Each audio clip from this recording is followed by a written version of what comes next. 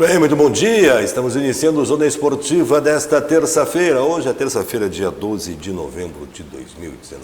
Programa que vai ao ar aqui na sua TV Santa Maria, canal 19 da NET. Também tu acessa aí pelo santamaria.tv.br.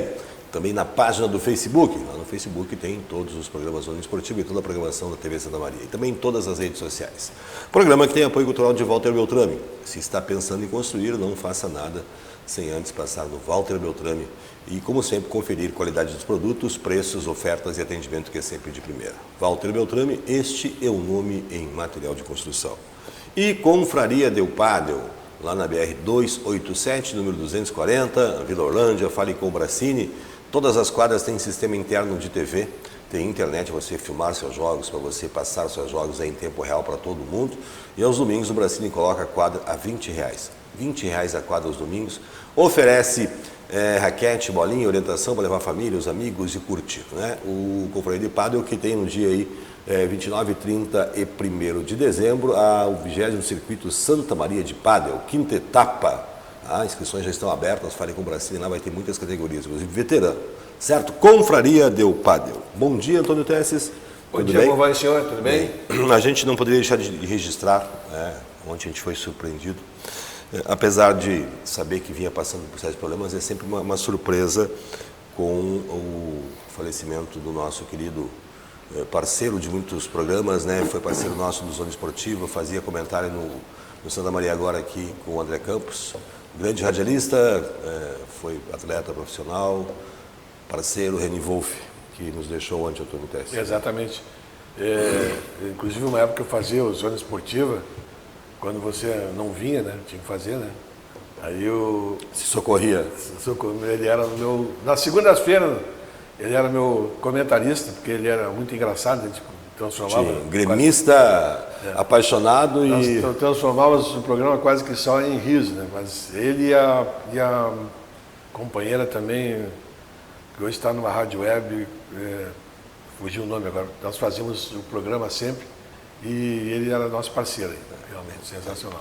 Nossos sentimentos da família, né? Deixa uma linda história, deixa o seu trabalho feito em rádio, na minha Santa Maria, e como jogador, zagueirão, né? Zagueirão. Eu não cheguei a pegá-lo jogando, ele me contava histórias, né? Disse que jogava muita bola. Me lembrei o nome da companheira, Maria Júlia. Maria Júlia, Maju também nos socorreu muito no programa aqui também, quando o Tantesse saiu, nos deixou. Então tá aí nosso sentimento da família e na certeza de que a vida precisa seguir, né? E um dia a gente vai ter um reencontro, né? Lá em Passe, grande parceiro Reni Wolff. Muito bem. Ontem nós falávamos, eu Tesses aqui, sobre o Brasil Sub-17. O Brasil acabou jogando ontem à noite, né? Antônio Tesses frente à Itália e venceu por 2-0 com gols de Patrick e João Peglou. João Peglou, que é aqui gaúcho do Inter de Porto Alegre, né? Isso. 100% da competição. Patrick também, né? Patrick também, e agora vai encarar a França na próxima fase. Será quinta-feira, às 20 horas, no Bezerrão de Brasília. Aliás, Brasília não, de Goiânia. Importante, né? Você não fala em renovação da seleção aí, uma Sub-17. Está apresentando novos nomes daí que com certeza serão, no futuro bem breve, aí, os atletas titulares das suas equipes. E aí já vão surgir, infelizmente, ligeirinhos vão para a Europa. Né? Esse é o problema. A gente tem exemplos aí como o próprio Pelé, que estreou na seleção com 17 anos, e tantos outros craques da dupla Grenal que estreou com 16, com 17 anos. A gente vê aí esse João Peglou, que está no Inter. O Inter tem uma dificuldade de meia, né? Com 17 anos fazendo gol, e vinha fazendo bastante no time. E a gente não entende por que custam a lançar. Não sei se é para segurar, para não aparecer, ou é medo, né? O Grêmio, né, voltou agora nos últimos 2 anos a lançar jogadores mais novos, né? Mas o Inter custa lançar jogadores. É que está sem aquela filosofia, né, da formação, né? Que o Intrasol foi um dos que mais foi um dos pioneiros do Brasil, não me lembro, né? Foi um dos que ensinou o caminho. Depois não sei porque parou. Foi um dos pioneiros, né? O Internacional lançava jogadores assim impressionantes, que surgia de jogadores, Falcão, Batista, tudo lançado no Inter, né? Nomes assim fantásticos. Depois parou. Aí o Grêmio começou a fazer agora esse trabalho, já tem 2 ou 3 jogadores para o ano que vem, prontos, e o Renato não, eu acho uma das grandes virtudes, pode ter algumas coisas que eu não gosto do Renato, Ele fala de ser fanfarrão aí e tal, mas uma coisa que tu tem que dar mão à palmatória. Ele é valente, ele é corajoso.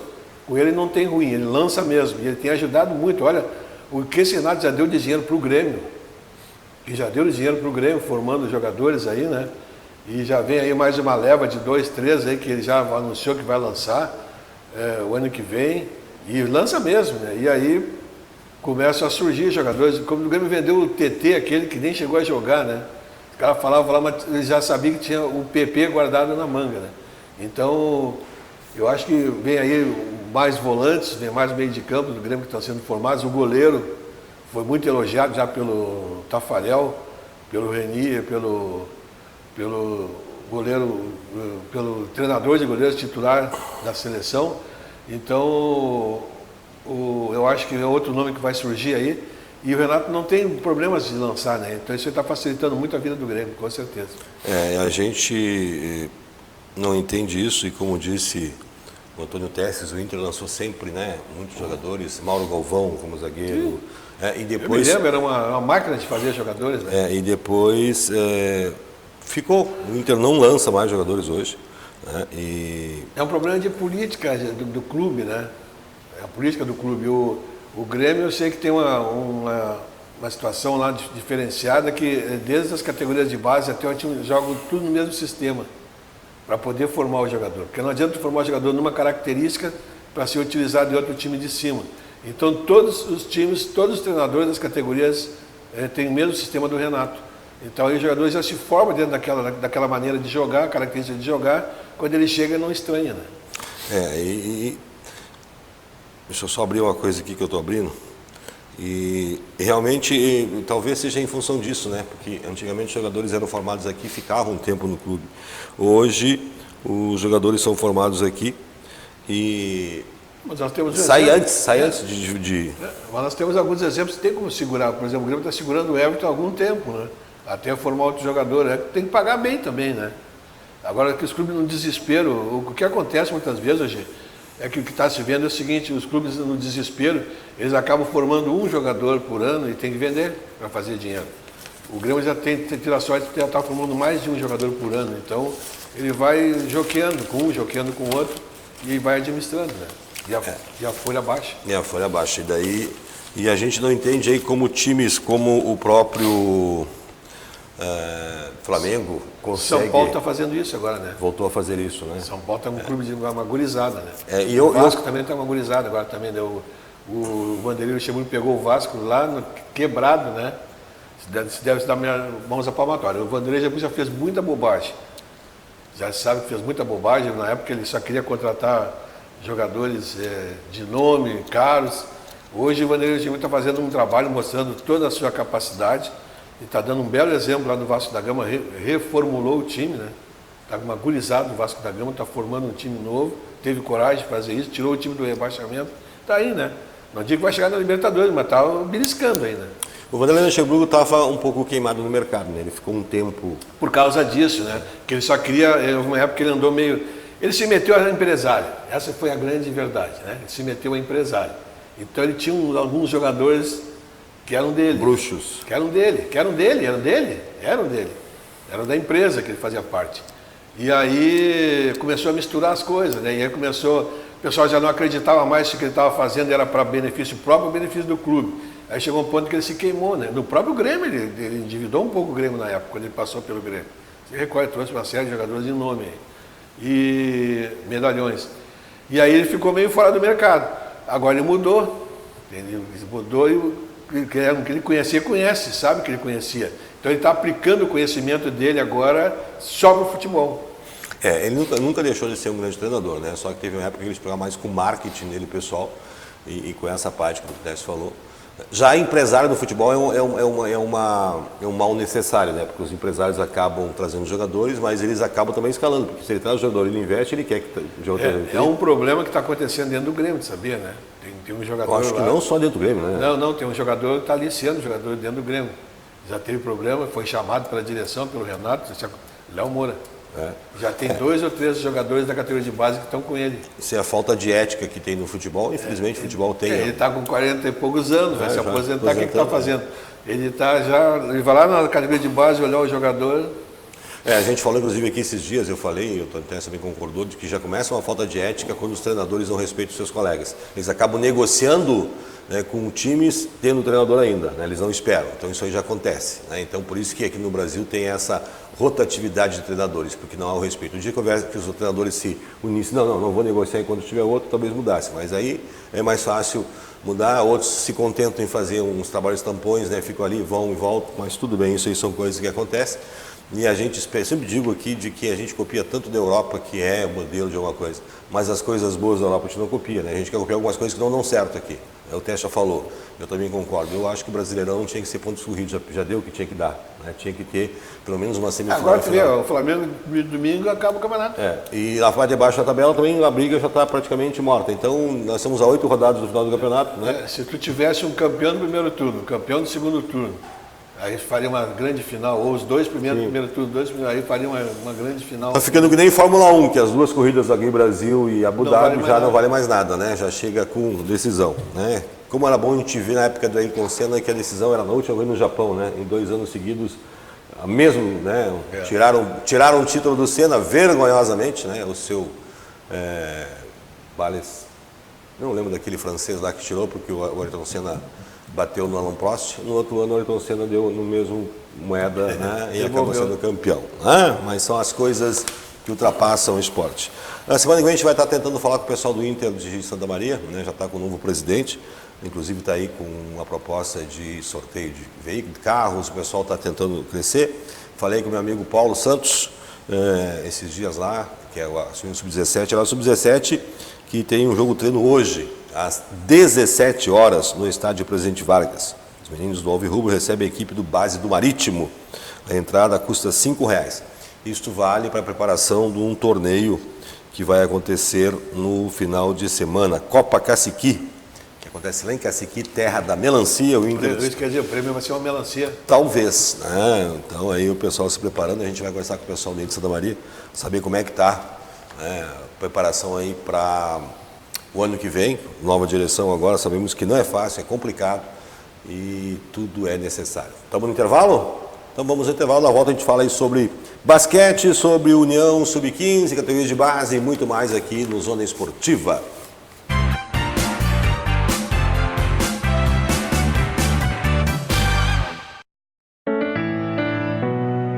O que você faria se descobrisse que tem esclerose múltipla? Eu escolhi ser feliz. A esclerose múltipla é uma doença de avanço incerto, mas a vida do portador não precisa depender destes altos e baixos. A Apensmar é um grupo que auxilia os cuidadores e portadores de esclerose múltipla a viverem melhor. Participe dos encontros, esclareça suas dúvidas, envolva-se. Apensmar, o importante é viver bem.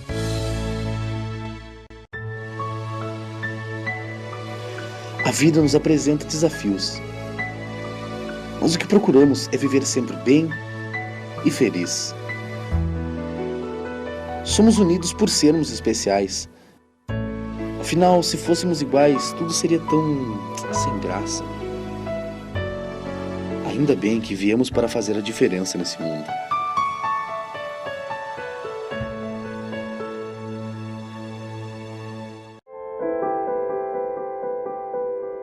Na vida, você tem muitas escolhas. Qual caminho seguir? Qual escola estudar? Qual profissão atuar? Em quem confiar? É por isso que a Casa Maria agradece por ser uma de suas escolhas. Casa Maria, amparo assistencial a pessoas em tratamento oncológico. Uma conversa pode transformar uma vida. Por isso, compartilhe conosco aquilo que você não divide com mais ninguém. O CVV está com um número novo. Ligue 188. A ligação é gratuita de qualquer localidade do estado. Atendimento 24 horas. Disque 188 e converse com um de nossos voluntários. CVV, Centro de Valorização da Vida. A linha que faz você seguir em frente.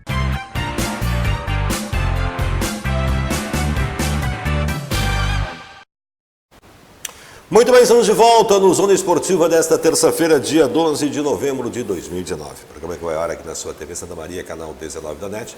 Também tu acessa pelo santamaria.tv.br ou na página do Facebook. Programa que tem apoio cultural de Walter Beltrame. Walter Beltrame, este é o nome em material de construção. Não construa nada sem passar no Walter Beltrame. E Confraria Del Pádel, lá na BR-287, no 240, a bairro Orlândia. Aos domingos o Bracini coloca quadra por R$20, apenas R$20, empresta raquete e bolinha para você tomar contato com o padre, levar a família, se divertir, os amigos, enfim. Vá lá conhecer a Confraria Del Pádel. Eu estava vendo a notícia aqui agora, não sei porque eu lembrei do Tesses, Ademir, na página 17 do Diário de hoje, do dia 12 de novembro. Aliás, sempre lembrando que a TV Santa Maria agora funciona aqui anexo ao diário, né? Nesse prédio lindo, bonito, aqui na faixa nova de Camobi, a gente está muito bem instalado. E eu li uma matéria aqui e não sei porquê, me chamou a atenção, o Ademir. Um predador de 230 milhões de anos foi encontrado em Polesine, um dinossauro. Não, mas não é porque tem predador, é porque é dinossauro mesmo. Ah, né? pensei que era porque era predador. Eu realmente gosto do esporte branco. Gosta de esporte branco? Não é o lençol, o tênis. Não, tênis, tá certo. Tênis. Não, é notícia que tem nada a ver com futebol, gente, mas a gente sabe que, polêmicas à parte, eu dizia ontem que muitas vezes as pessoas polemizam para ganhar mídia gratuita, né? Então, uma polêmica na cidade há muito tempo aí a respeito da UFSM, não tem o que a gente não discutir. Santa Maria cresceu, né? Primeiro como um entreposto comercial, depois como acampamento militar, a universidade faz parte disso. Só que as pessoas, quanto mais eco dão, né? Mas é um exemplo, né? Isso aqui é muito legal. Aliás, o fóssil mais antigo do mundo saiu daqui, está em Berlim, né? Foi o primeiro encontrado. Foi o primeiro, né? E agora esse aqui é considerado... Foi encontrado em Santa Maria. Em Santa Maria, né? E esse aqui é considerado o primeiro predador do mundo, e foi encontrado em Polesine. Estamos em cima de um filão de ouro e não aproveitamos. Tem um centro que foi construído ali, na Quarta Colônia, exatamente para isso, né? Na Quarta Colônia. E a gente tem aqui uma situação fantástica, que é a cidade da Mata, não só Mata, a Mata ficou famosa, mas São Pedro tem, tudo tem, que é a questão da pedra que foi madeira, né? E a gente não ocupa, fica uma briga aí entre pesquisadores e turismólogos. Eu falei isso que eu sou turismólogo. Toda semana eu vou à Mata. Vai à Mata e não consegue nada. Se vira pedra. Não adianta. Mas aí a notícia é muito legal em cima disso. Eu acho que isso aqui é uma resposta a muitas coisas que dizem, né? Eu acho que se dá... Tinha um governador que dizia assim, se gasta muita pólvora em Chimanguchô. Sinceramente, eu fiquei decepcionado com um cidadão esse final de semana que veio aí inaugurar seu estabelecimento comercial e pensou que estava falando para um bando de caipira, né? Só pode ser isso, né? Dizer aquele monte de asneira que ele disse e achar que não ia ter repercussão. Só que eu digo assim, gente... Eu me admiro um cidadão que dirige uma empresa como ele dirige. Ou ele não dirige, então, né? Para dizer esse monte de asneira que ele disse, tu sabe que testa de ferro. Desde que ele chegou a Santa Maria, nada contra a empresa, eu sou um cara aberto para que venham muitas empresas para cá, né? E não é isso tudo também, né? Porque já se deu para ver que o que ele tem, as outras empresas da Santa Maria também têm, pelo menos só que existe uma coisa chamada mídia espontânea. Desde que ele chegou aqui, ele polemizou e se fala na empresa dele, né? Então as pessoas ganham. Então, e quem fica falando? Quer dizer, ele falou das universidades. O maior exemplo está aqui, ó. Acho que a resposta é essa que foi dada aqui no jornal. Né, pesquisas e muitas outras. Lá na FEISMA tem lá o pessoal da FSM lá com um monte de coisa legal. Tem problemas? Tem, como qualquer administração, mas, então eu acho que faltou realmente a resposta tinha que ser dada na hora. Pelas mídias sociais fica só dando, tanto é verdade que no sábado ninguém conseguia chegar lá. Muito bem, vamos falar de basquete. O Corinthians joga a semifinal do estadual de basquete.